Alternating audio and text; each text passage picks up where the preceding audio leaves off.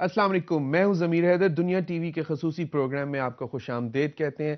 ناظرین، آج کے پروگرام کا موضوع ہے کفایت شعاری قومی ضرورت. حکومت نے فیصلہ کیا ہے کہ آسٹیرٹی میئرز لے گی تاکہ جو معیشت پر بوجھ ہے اس کو کم کیا جا سکے. اس حوالے سے ہمارے ساتھ اسٹوڈیو میں موجود گفتگو کے لیے مختوم شہاب الدین صاحب ہیں، وفاقی وزیر برائے پلاننگ اینڈ ڈیولپمنٹ.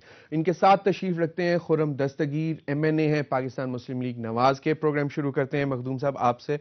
کیبنٹ میں اس دفعہ نہیں ڈسکس ہوا، ایجنڈے پہ تھا کہ آسٹیرٹی میئرز ڈسکس کیے جائیں گے، کیبنٹ میں نہیں آیا. لیکن آپ کا کیا خیال ہے کہ یہ جو آسٹیرٹی میئرز سجیسٹ کی جا رہی ہیں، جس سے 70% cut on foreign tours, 50% cut in security squad of prime minister, chief ministers, ministers, اور 2 پبلک ہالیڈیز، اور اس کے علاوہ پھر جو ایک بہت عرصے سے ہم سنتے آ رہے ہیں کہ پبلک سیکٹر انٹرپرائزز کو ریسٹرکچر کریں گے، ان کے جو لاسز ہیں کم کریں گے. تو ابھی تک کیوں حکومت یہ تو پرنسپل چیزیں تھیں، مثلا پبلک سیکٹر انٹرپرائزز کو ریسٹرکچر کرنا، لاسز کم کرنا، کیوں نہیں کر سکی؟ جی، گزارش یہ ہے، پہلے تو میں ممنون ہوں آپ نے بلایا مجھے. دوسری بات یہ ہے کہ یہ ہمارا جو آسٹیرٹی کا پروگرام ہے، یہ آپ نے فرمایا کہ نہیں آیا اس دفعہ کیبنٹ میں. جی نہیں، اس کی 2 وجوہات ہیں. سب سے بڑی وجہ یہ ہے کہ آپ کی یہ جو گیس کی لوڈ مینجمنٹ ہے یہ زیر بحث آئی. پھر پیڈی، دھان کی فصل کی خریداری، وہ تو، اور شوگر پالیسی، یہ 3 اتنے امپورٹنٹ آئٹمز تھے کہ صبح 10 بجے سے لے کر 10:30 سے لے کر 5 بجے تک یہ رہا.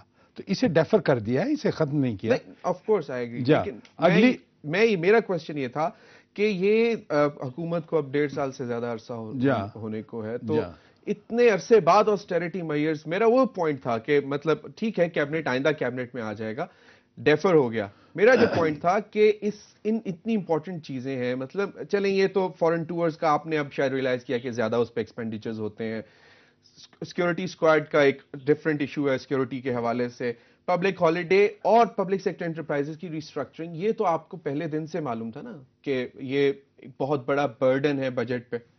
جی ہاں، جہاں تک ریسٹرکچرنگ کا تعلق ہے پبلک سیکٹر کے، وہ ادارے جن کا تعلق روپیہ کمانا یا روپیہ خرچ کرنا، تو یہ نہیں کہ ہم نے ان کو نظر انداز کیا. We were not sleeping on those. یعنی اس سلسلے میں ہم پالیسیز بناتے رہے، اس سلسلے میں مانیٹرنگ کرتے رہے. ہر منسٹر کو کہا گیا کہ آپ مانیٹر کریں، ہر منسٹر اپنی ڈپارٹمنٹ کو مانیٹرنگ کرتا رہا. اور جو آپ کے یہ سیمی آٹونومس باڈیز ہیں جن سے ریلیونٹ جو منسٹریز ریلیونٹ ہیں ان کو انسٹرکشنز دی گئیں، تو انہوں نے بھی کافی اس سلسلے میں کرتے رہے ہیں. لیکن یہ نہیں ہے کہ 1 سال ہو گیا، 1.5 سال ہو گیا تو اس معاملے میں ہم بالکل بے خبر تھے، یہ بات نہیں. لیکن ان کا تو جو وہ مطلب ڈرین جتنا ہو رہا ہے ان میں، تو وہ تو بہت زیادہ ہے. اچھا، ہمارے ساتھ خرم صاحب، ان سے بھی بات کرتے ہیں. خرم صاحب، آپ کو کیا لگتا ہے کہ گورنمنٹ آسٹیرٹی میئرز لا سکے گی؟ حکومت کو اب ایک ویل ڈیولپڈ پیٹرن ہے برنکسمنشپ کا، کہ پہلے یہ کچھ نہیں کرتے اور حالات خراب سے خراب تر ہوتے جاتے ہیں، اور جب بہت خراب ہو جاتے ہیں تو پھر یہ سوچتے ہیں ہمیں تو کچھ کرنا ہے.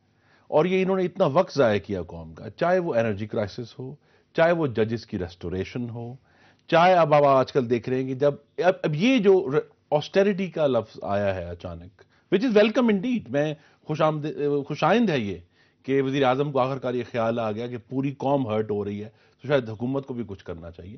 لیکن یہ تب آیا ہے جب ان کے سارے دروازے بند ہوئے ہو گئے. فرینڈز آف ڈیموکریٹک پاکستان، جس تکیہ تھا جس کا ان کے اوپر، وہاں سے ابھی تک $1 موصول نہیں ہوا فرینڈز آف ڈیموکریٹک پاکستان سے. دوسرا یہ ہے کہ کیری لوگر بل، جو ان کا دوسری چیز پہ ان کا تکیہ تھا، وہ ابھی صرف آتھورائز ہوا ہے، اپروپریٹ نہیں ہوا امریکہ میں.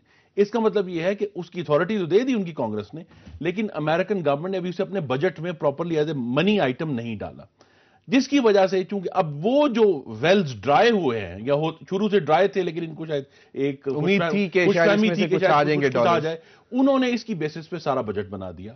اور اب جب کہ یہ بالکل معاملات آخر حد تک پہنچ گئے ہیں اور we are almost in the middle of the financial year, تو اب ان کو اس طرح کی مجبوری میں آ کے، جس طرح NRO کی مجبوری میں آ کے ان کو یہ واپس نہیں، اب یہ مجبوری میں آ کے آسٹیرٹی کر رہے ہیں. ابھی تک ان کا ریکارڈ آسٹیرٹی کے لحاظ سے انتہائی خراب ہے، اور انہوں نے اس کی کوئی سیریس ایفرٹ نہیں کی.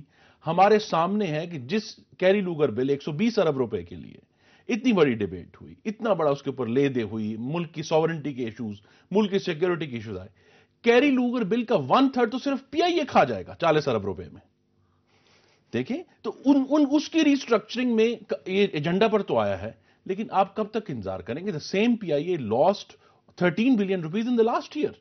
تو یہ مسلسل چیزیں جو ہیں خراب سے خراب, اب وہ اس میں آپ ریلوے نکال لیں, آپ اس میں پیپکو اٹ سیلف نکال لیں, پاکستان اسٹیل مل ہے, نیشنل ہائی وے اتھارٹی ہے, railway trading corporation of Pakistan. an ocean of red ink جو پاکستان کے بجٹ کو یہ جس میں ڈوب رہا ہے پاکستان کا بجٹ, لیکن ابھی تک انہوں نے اس اوشن کی کمی کرنے کے نہیں کی.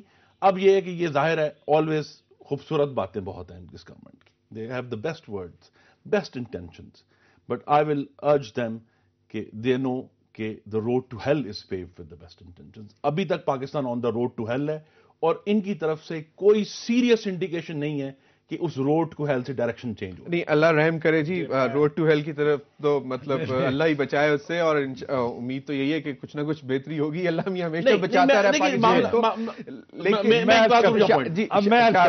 کو.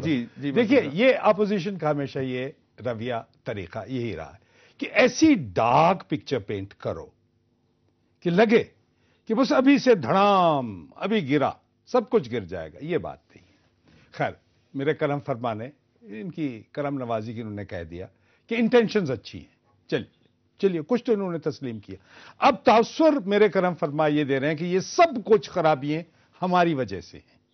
تاثر تو یہ ملا, ناظرین کو یہی تاثر ملے گا کہ شاید سب کچھ خرابی ہیں, پی آئی اے میں ہم نے خرابی کی, ریلویز میں, جہاں بھی جو پبلک انٹرپرائزز ہیں. تو یہ بات تو نہیں. پہلے دیکھیے ان کی نبازی آپ نے پچھلے دور میں آپ نے کیوں نہیں کی, وہ بتائیں وہ کیسی تھی. اور یہ کہنا کہ 1 سال ہم نے کفایت شاعری نہیں کی, آپ چیک کریں. میں تو میرے خیال میں خرم صاحب کو یہ نہیں کہنا چاہیے تھا, انہوں نے یہ چیک نہیں کیا. آپ جتنی منسٹریز ہیں ان کی پرفارمنس دیکھیں کہ پہلے سے کیا ہم نے کمی کی ہے کہ نہیں, پہلے سے نسبتاً, اور اس پہ اب ایمفیسس مزید بڑھ جائے گا. اب تمام کانشیسلی لوگ کریں گے. دیکھیں نا بعض چیزیں, اور ہم یہ جو نان ڈیولپمنٹ بجٹ کے متعلق یہ فرما رہے تھے, گزارش یہ ہے یہ کوئی آج کی بات نہیں ہے, ہمیشہ پچھلی حکومتوں نے بھی ایسے کیا. نان ڈیولپمنٹ کا بہت زیادہ ہوتا تھا, لیکن انشاءاللہ اگر یہ بیلنس ہوگا بجٹ میں انشاءاللہ ہم ہی کریں گے.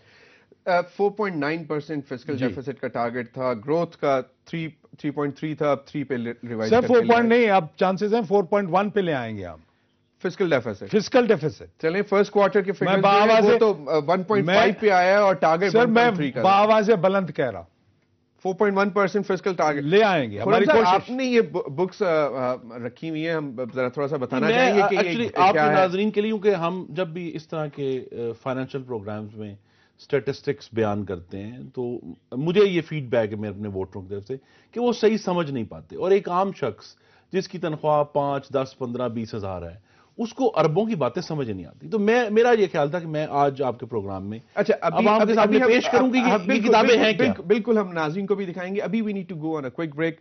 ناظرین, time for a break, stay with us.